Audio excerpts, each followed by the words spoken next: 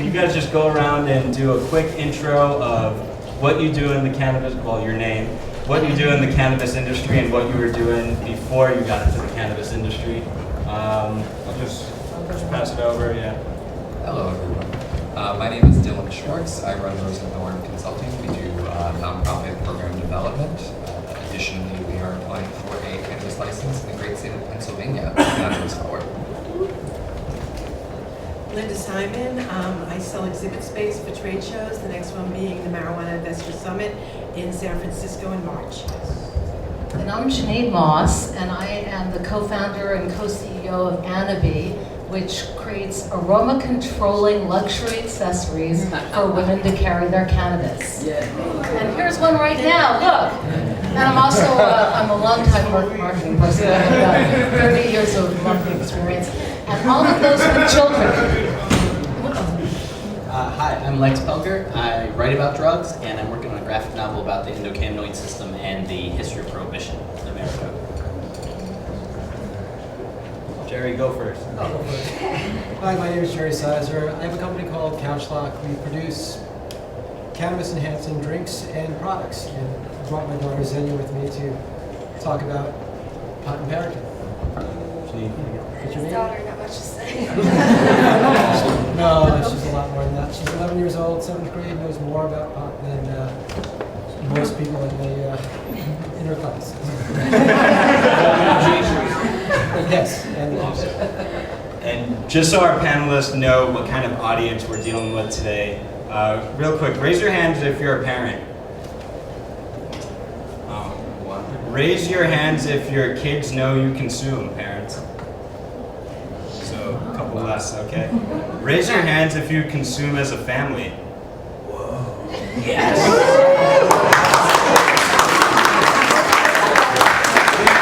Raise your hands if your family doesn't approve of your cannabis use. All right. And raise your hands if you have a family member who you think would benefit from medicinal cannabis.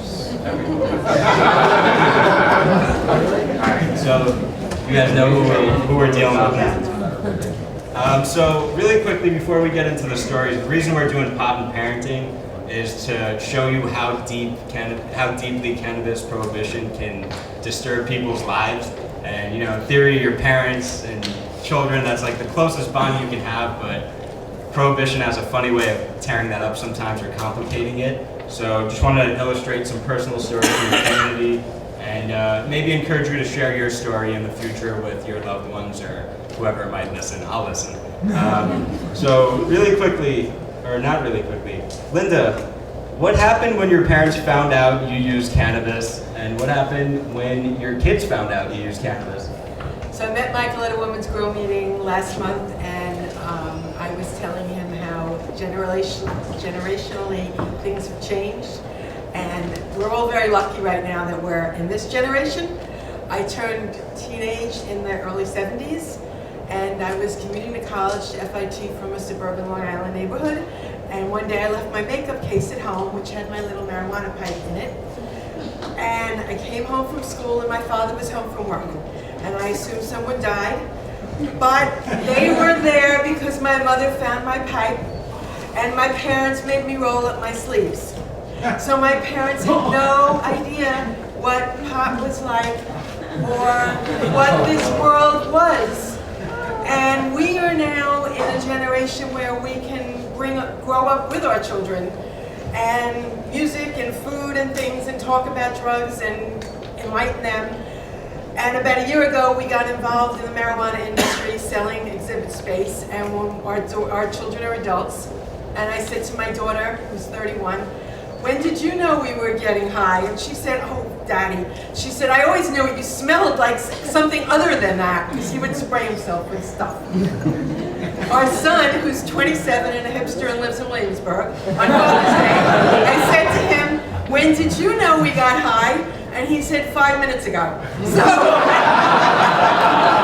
it's a different house, I guess, for each of them. But Michael asked me to share this with you, and as I said, we're all very lucky that we're able to talk about it and be so.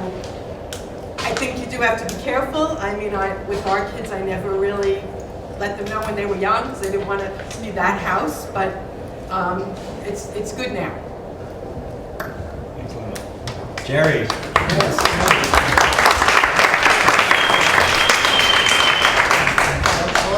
Jerry, how did the PTA meetings change for you when you got into the cannabis industry? A lot of questions. Xenia lost play dates because of it. Parents were just half the parents were very negative about it, and I felt bad because I have to play the role of this cannabis professional. If you look at my Facebook page, you see me holding 10 pounds of pot and everything else. And then the other half of the PTA actually would pull me aside and ask me where can they buy the stuff. So I mean, it's tough. It's an education. I try and educate the parents for they're prohibitionists. I mean, full disclosure, I was a prohibitionist since I was like 38 years old. I didn't know the benefits of the plant. Then I started this company. I was reading a lot about it. And now I'm here to spread the word to the half of the PTA that doesn't like me because of the business. And I'm open and honest with my daughter here, so I'm sure she'll be able to field questions later. So actually, next question is for your daughter. What's it like being the kid in school whose dad is the cannabis guy? Well, I don't really have anything much to compare it to because I've known him as the cannabis dad for as long as I can remember. But once in school, one of my friends found my dad's Facebook page and saw him holding up some with his product, and she started asking me about my dad. So I had to explain to her what it was, and that was kind of difficult. Yeah, Jerry's a tough guy to explain to people. Let's shift gears a little. Dylan, how did you end up going from the Obama campaign to cannabis policy reformer? The short version is I had to become a parent to my mom. I worked for President Obama in Florida on his campaign in a swing state, and came home for a campaigner's break where my family said, "You've got to go to the inauguration." My mother was having a surgery, and I didn't want to go. She pushed me and said, "It's a once-in-a-lifetime opportunity." So the day of the inauguration, I get a phone call that she's in multi-system organ failure due to septic shock. Found a campaigning job in New York, doing what I love, working on electoral politics and on campaigns, and actually was invited to an LGBT leaders conference for leaders and elected officials in Denver. I had to become a parent to my parent and look out for her needs and take care of her, which at some point in life most of us will have to do. I got into cannabis policy reform because there weren't other options. When someone you love can't absorb pain medication, you have to find other ways. And my policy brain started looking at how things were shifting in different states, and I knew I had to jump on the train. And less than 6 months after that, I was running the career development program for Students for Sensible Drug Policy.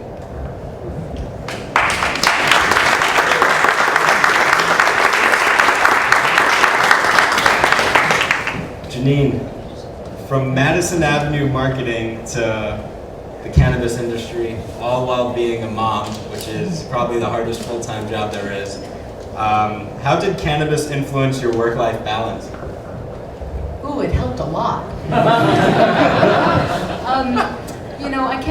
I grew up in California, in Venice Beach, so I'm not a stranger to cannabis. And when I came to New York, though, I came to work on Madison Avenue, and it's pedal to the metal the whole time.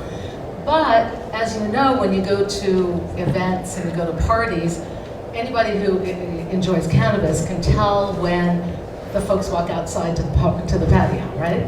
So that's kind of like what it was for the longest time, in marketing with the big companies. I've worked for New York City, I've worked for the September 11th Fund, I worked for the Department of Defense, for Booz Allen Hamilton, all different kinds of companies that would not be thrilled that I was using cannabis. So you had to keep it quiet.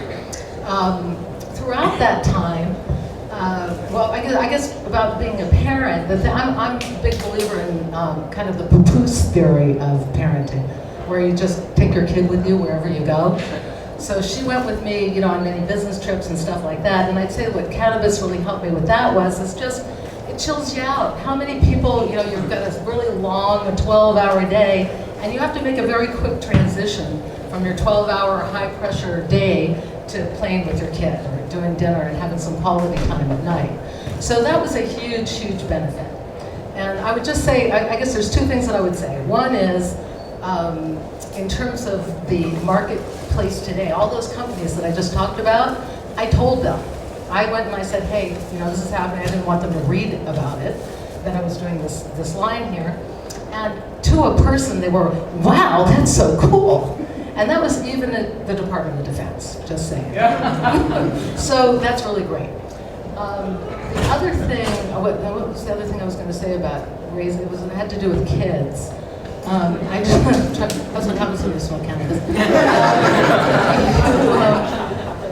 You know, raising kids with cannabis was difficult because, first of all, when they're young, they're getting the reefer madness message at school. So they come home and they're not able to discriminate very well, right? You know, this is a terrible thing. And they see everything in black and white. So it's kind of hard to go against that school thing when they're like 5, 6, 7, 8, like that. As they get older, they get a little bit better in terms of the gray areas of life. And when you can start doing that, you could tell them if you wanted. So what I did with my kids is I told them that cannabis was just like alcohol. There's nothing wrong with it. It's nice, relaxing. It's fun at social occasions, but you can't do it till you're 21 because your cells are dividing too quickly. That was my and that worked pretty well. Now that, you know, they're kind of normal with their use, and we let them kind of have alcohol once in a while at family events, and it's not a big deal in the family.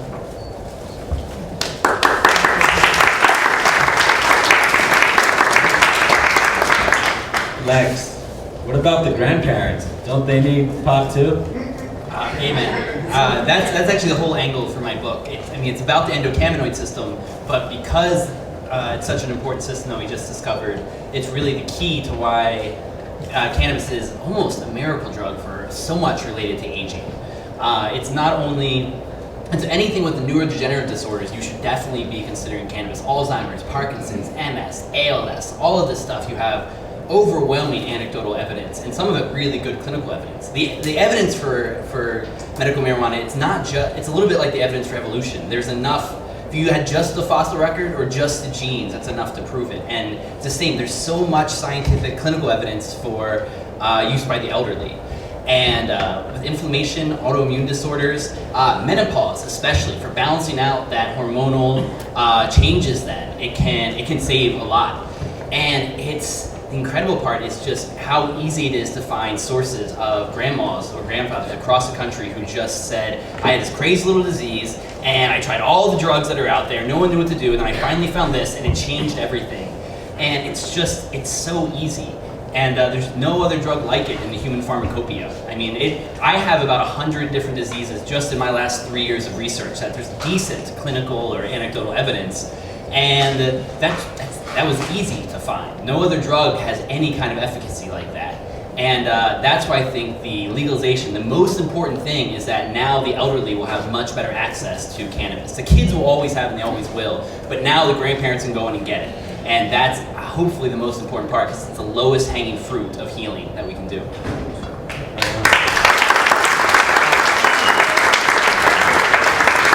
And if you have any questions in specifics, or you know any elderly people who might be interested, I have all the data and science for them, or the stories, or how to do it, the ingestion methods. So just ask me, and I can send you what might help convince the elderly in your life. Lex, you and I got an opportunity to discuss this in private, so I feel comfortable saying so publicly. I am a full believer in cannabis as being a very positive and valuable resource for a plethora of conditions. What often gets ignored, and I just want to shed some light on, is cannabis and end-of-life care. And so, we talk about cannabis, and in order to move the conversation forward, and in order to get to a place where we have medical programs, we talk about all these positive aspects of children dying of seizure disorders. We talk about AIDS patients, but we often skip over or ignore cannabis and end-of-life care, which is something, if we're talking about the aging, that we should consider.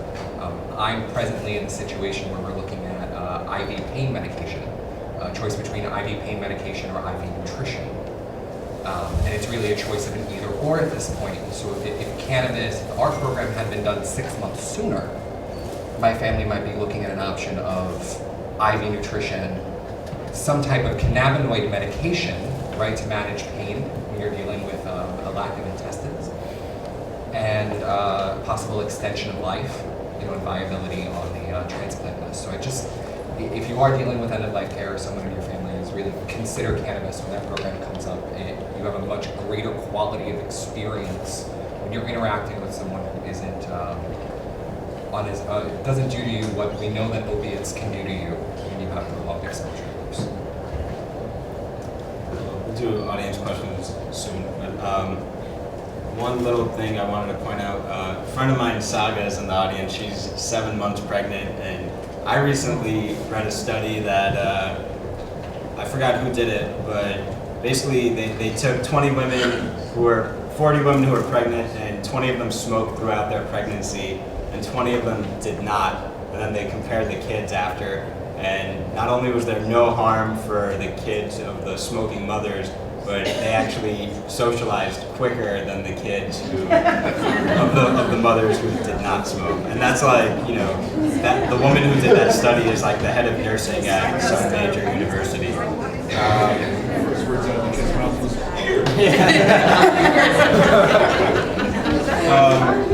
So I have a couple more quick questions for the panel, then we'll open it up to the audience. Does pot make you a better parent? I'll say yeah. Everyone agree? All the parents? Absolutely. I can share one story from Rome.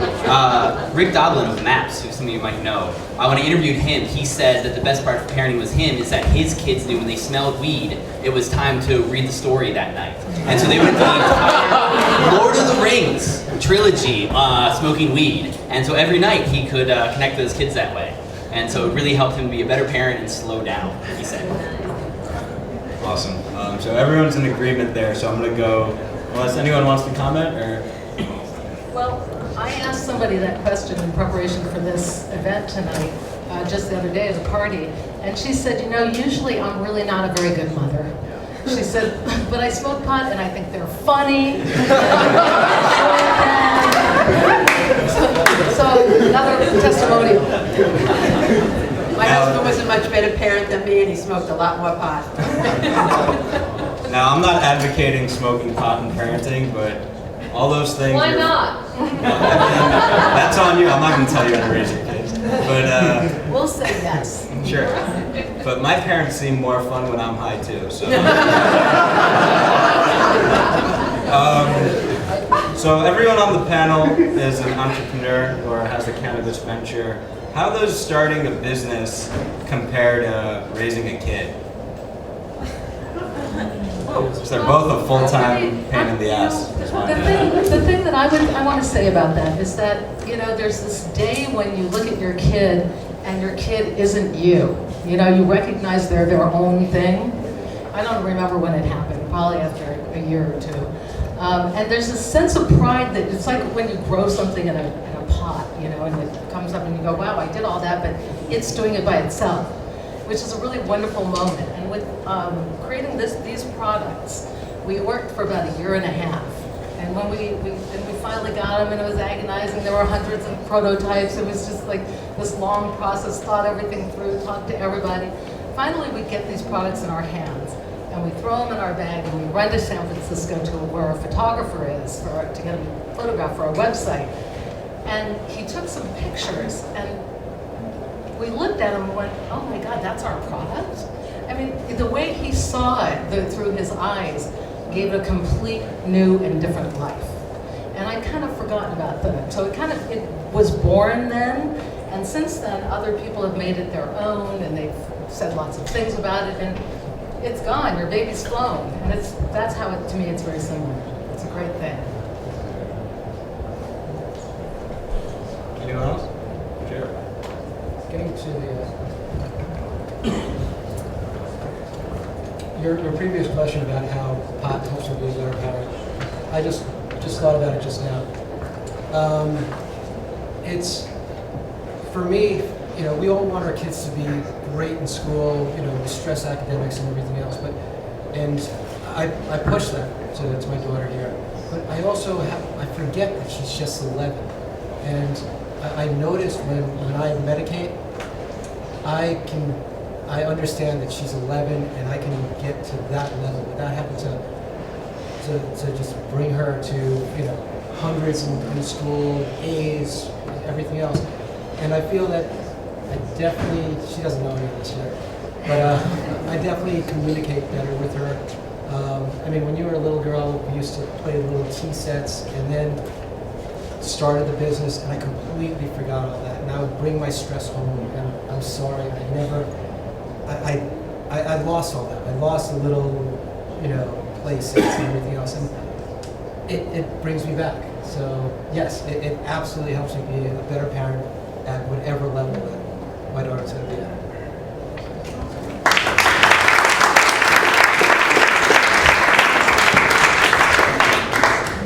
I guess I'll jump in next. You know, for me, starting my business was very much out of necessity. When you are a caregiver, much like when you're a parent, if your child has 103-degree fever at noon, then whatever you were doing at work at noon needs to stop.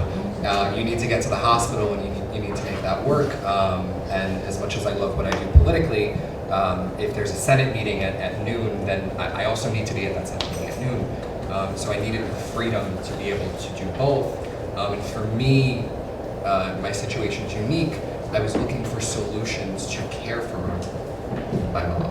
And so every research project, everything that I did and my team did, very much touched on ways that we could help patients who were in similar situations and really uncovering, you know, what was out there.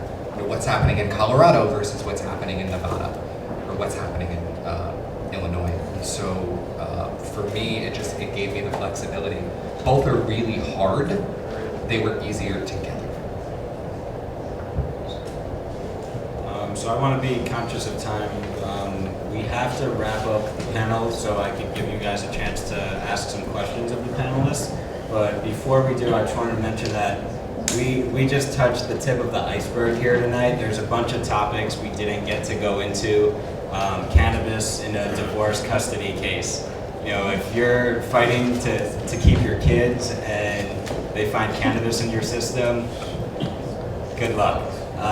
If you're a person of color and your kid got arrested for a low-level possession charge, you know, good luck applying for a financial aid. There's a lot of things that we didn't have the chance to get into tonight, but I want to encourage everyone to, you know, keep the conversation going either in your family or in your friend group. But with that said, I want to thank the panelists and then open it up to questions.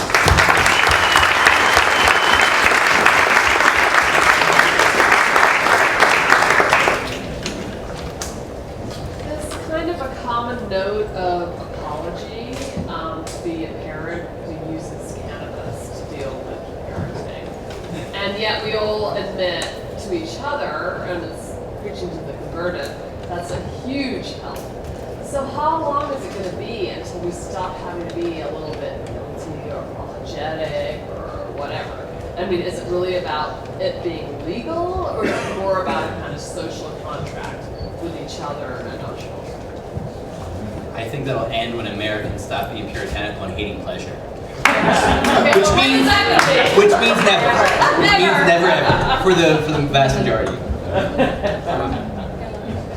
You know, I think we're kind of embarrassed to think that we couldn't do it without it. You know, so that's maybe a little bit of that hesitancy, like, you know, like a glass of alcohol that loosens us up. I mean, we don't really want to admit that we couldn't be loosened if we didn't have the. So I think there's that too. But I do agree, I go with the pleasure and the fun thing too. I mean, as long as you embrace it as fun, and that's what we think of it as. That's what we're doing. We think we should feel free and beautiful and have a great time, and that will remove the stigma. Yeah, but how do you apply that to your kids? Because you don't want, I mean, I've seen this a lot, right? We're kind of older, obviously we're the parents. So we're able to be responsible, right? I mean, my motto is always just one. You know, whether it's just one drink, just one edible, just one hit, whatever it is. But, you know, that's a hard thing to convey to a child. But then at the same time, do you have to be completely hypocritical and keep your child from it? My child knows everything. Everything, you know? And so for me to even try to hide it from him, you know, he doesn't know the difference. I say, like, I think it was you, right, about alcohol. I just say, oh, it's like alcohol. You know, it's not for kids. But he knows everything. So it's very frustrating trying to be a progressive parent and transparent and just saying, listen, sweetie, these are boundaries. This is not good for you as a kid, but it is good for me as an adult. But, you know, to have to kind of constantly walk this line of some hypocrisy, alcohol's okay, cannabis isn't, sugar is bad, you know, brown rice syrup's okay. You know, I mean, it's just like, ah! Well, I would just say that I think you can cover those things, but the complexity it's developmental. Right. Your kids can only handle certain kinds of Well, I complexity. don't think it's developmental. I think it's societal. Oh, there's that too, but I there's don't think developmental. we're ever going to be in a place where there aren't trace elements of prejudice or misunderstanding. And I say that, you know, while the arc moves, right, we're going to get to a place when we have some type of national legislation, some type of national decision that normalizes cannabis use for people who it's not normalized for in a way that they can understand. There will still be those elements. We will still have those cases until there are non-discrimination laws, which Michael touched on. You know, I can get married today, but if I walk with my partner down the street in Manhattan, someone is likely still going to call us faggots. It's still going to happen. But now I can get married, and should he get sick, I can be there for him in a way that I couldn't before. So, you know, you take the successes as they come, and you be an example and you be an advocate.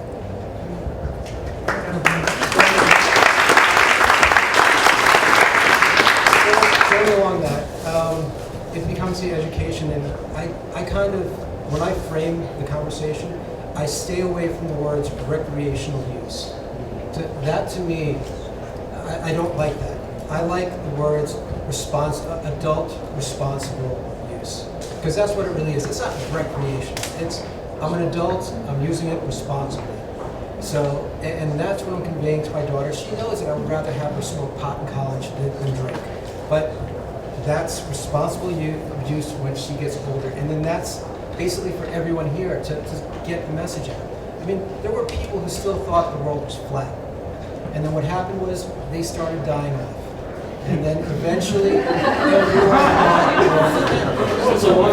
yeah, it was a long time ago, but right now, there's still people who think that marijuana or cannabis is very, very bad. So those people are going to start dying off. And the thing is that they're going to die off sooner because they don't know the medicinal benefits of marijuana.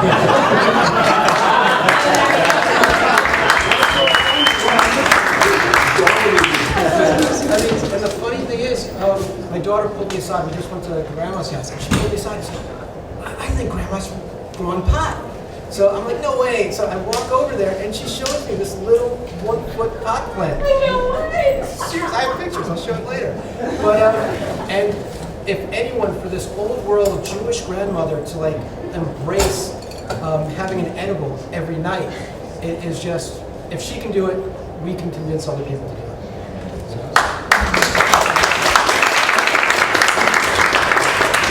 So now we know where you got it from. And just to play devil's advocate on the parenting side, I mean, one thing that the science makes clear, it's probably not a great thing for teenagers' brains to be doing a ton of marijuana. It's hard to study things like that. I mean, you take 5,000 kids and you follow them. It's messy data. But that you have depression and other kinds of problems later in life and amotivational syndrome. You can laugh at it, but I think we all know people who kind of lost cannabis sapped from them. And, small amounts, moderate amounts as a teenager is probably not a big idea, anything. But bong rips all the time, every night, probably wasn't good. And now with dabbing, how many people know what dabbing is, by the way? Okay, good. This is good.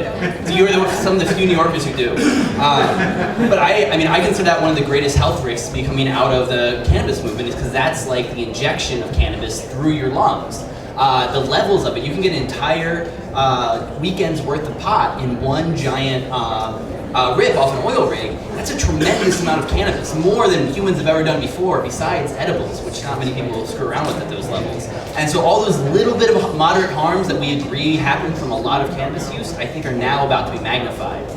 And so with teenagers especially, your brains don't really stop developing until about 25. That should really, and everything before that, caution I think is wise. Caution and honesty, which is what everyone's saying here.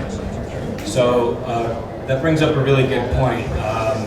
What are we going to teach the kids that are being born today about this plant? You know, I'm a product of the New York City public schools. I grew up on the DARE program, which was like a huge waste of money. But you know, it's going to be on this room, on the people in this room, to figure out what do we teach kids going forward about this plant and responsible use and the health risks and all that stuff. So we actually have to wrap up. So here's what I'm going to do is I'm going to let all of these people who have had their hands up ask their questions.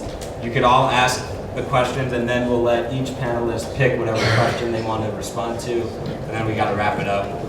So go ahead and start us off. So I had 2 questions. Ask one. Well, I was Curtis Lynn. My first question is just about the legalization that's taking effect in January and what you guys think about it in terms of New York State, in terms of people that have more minor illnesses or ailments like anxiety or things besides AIDS or certain cancers, trying to get access to marijuana, not being able to, what you guys think about that. And the other, if I might slip it in, is you in the middle. I just wanted to learn more about your products in terms of it keeping the aroma of marijuana. I just want to know for my own benefit. I get commissions on that deal, right? Well, I'll tell you later. What's after the Yeah, that sounds good. Thank you. So, yeah. So let's get a few more questions off My of them. question is on a practical level. You know, I haven't gotten to the point where I told my kids they're 8 and 10. I just told them the same line that someone up there said about, you know, that it's similar to alcohol, it's something you do when you're an adult, you know, but when it gets to the point that they actually find out, a close friend of mine, when her kids found out, they freaked out. They totally freaked out because they're like these like top A kids, you know, and so then the stoners are like the bad kids. And then to find out that their parents are stoners, it was just, you know, it really shook them up a little bit. So I think once it shook them up a little bit earlier, because they didn't find out until they were like 16 or 17, so I think one thing is to integrate it earlier. But in general, you're basically presenting as, okay, I do want you to follow all these rules, and I do want you to go to college, and I want you to follow all these other rules. But this one rule, you know, the government just doesn't know what it's talking about with this one thing. You know, like, you know, it's kind of hard to like express that. I'm not sure there's a question there, but thank you. Lex. So straight up, Michael, you are making clearly the Declaration of Independence. When there are, you know, grandkids who look back on this, and it's shot in 360. This is like historic moments. Thank you for this. My question is straight for Jerry, because you are not just a product, you are literally an innovator in not just the products, like, in terms of the effects of weed and enhancing it. Like your product is Couch Lock is amazing, but how do you think you touched on this, but I like how when you smoke you become a little more childlike. You feel like you become more empathetic to like kids are going through. Like as an adult, you're just like, oh, get out of my way, you know. But you, as that's the question. If there is one. Any other questions? Yes. But like, absolutely. What about like, do you feel like he's more like empathetic to you when he's high? Not high. She doesn't know when I'm high. Yeah. I am still in my mind right now, so. And on that note, I think we're going to wrap up that policy question. Come back November, and we'll talk policy and the medical program in New York and how limiting it is and what we can do to expand it. One more round of applause for our panel.